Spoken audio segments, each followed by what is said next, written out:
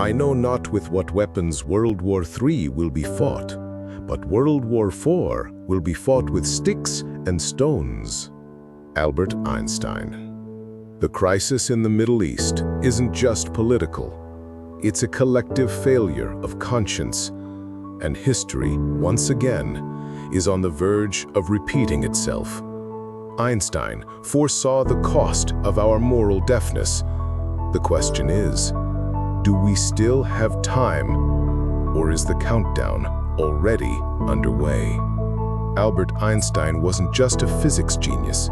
He was a man haunted by the future of humanity, a militant pacifist who signed the letter that changed the course of war. In 1939, pressured by fear that Hitler would dominate science, Einstein wrote to Roosevelt, warning about the power of nuclear fission. That letter paved the way for the creation of the atomic bomb. But the same man who helped start that race spent the rest of his life regretting that indirect trigger. He saw up close how tear turns us into monsters, how science without conscience becomes a weapon, and how today's silence manufactures tomorrow's horror. I know not with what weapons World War III will be fought, but World War IV will be fought with sticks and stones. This isn't just a quote, it's a warning. Einstein wasn't talking about technology, he was talking about consequences. That the next war would leave no victors, only survivors reverting to the Stone Age. In another moment, he warned, you cannot simultaneously prevent and prepare for war. You can't avoid war while preparing for it. Nothing will end war unless the people themselves refuse to go to war. War only ends when we stop accepting it as inevitable. But who's refusing now? Who's questioning? Or have we all just started, well, waiting for the blast? Iran, Israel, the United States, three powers orbiting the same center, fear. Fear that builds weapons before building solutions. Fear that calls preemptive strike a defense. But a strike is still a strike, and preparing for war was never the path to peace.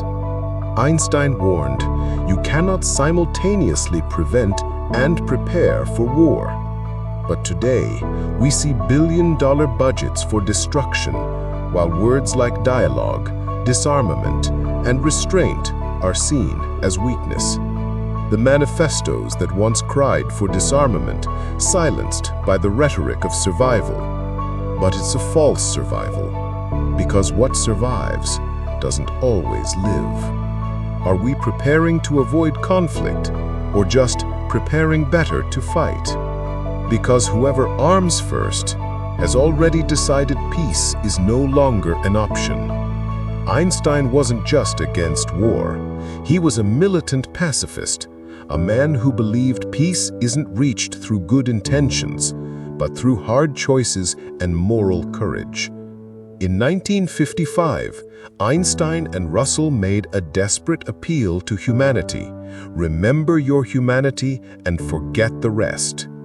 That was the Russell-Einstein Manifesto, an attempt to stop the insane race for nuclear arms.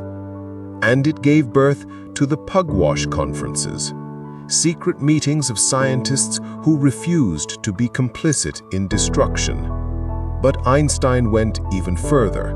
He proposed a radical idea, global federalism, a worldwide governance strong enough to stop any one nation from destroying all others. A humanity united not by fear, but by collective responsibility, by the awareness that if we fall together, no one stands back up. But we chose to ignore it, to embrace force, sovereignty, the us versus them mindset. And now, we are closer to what Einstein feared, and further from what he dreamed. It's fair to question, The famous "sticks and stones" quote was never officially documented by Einstein. Some say he spoke it in private conversation. Others doubt he ever said it at all.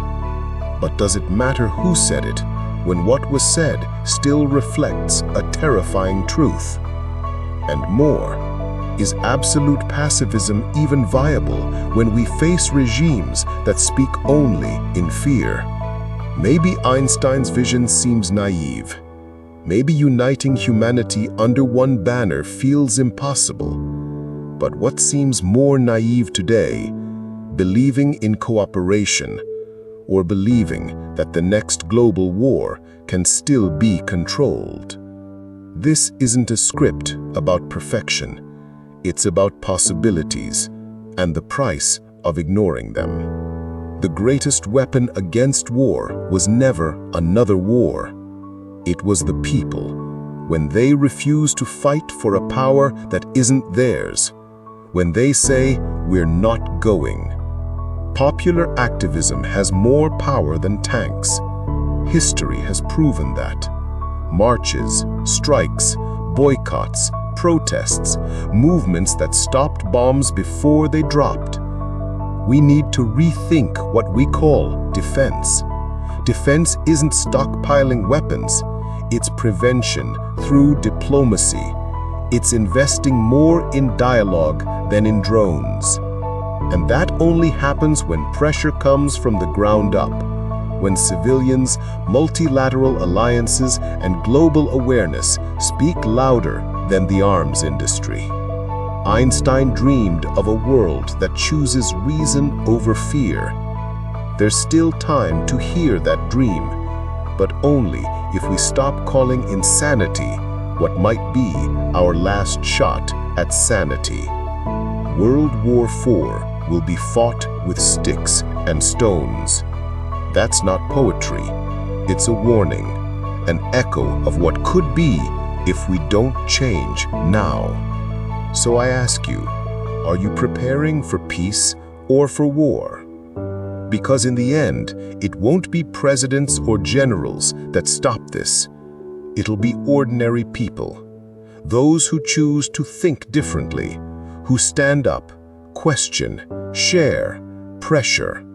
If this resonated with you, comment below. I choose peace. Let's grow this conversation. Like, share, subscribe. Because sometimes a video might not change the world, but it might awaken someone who someday will.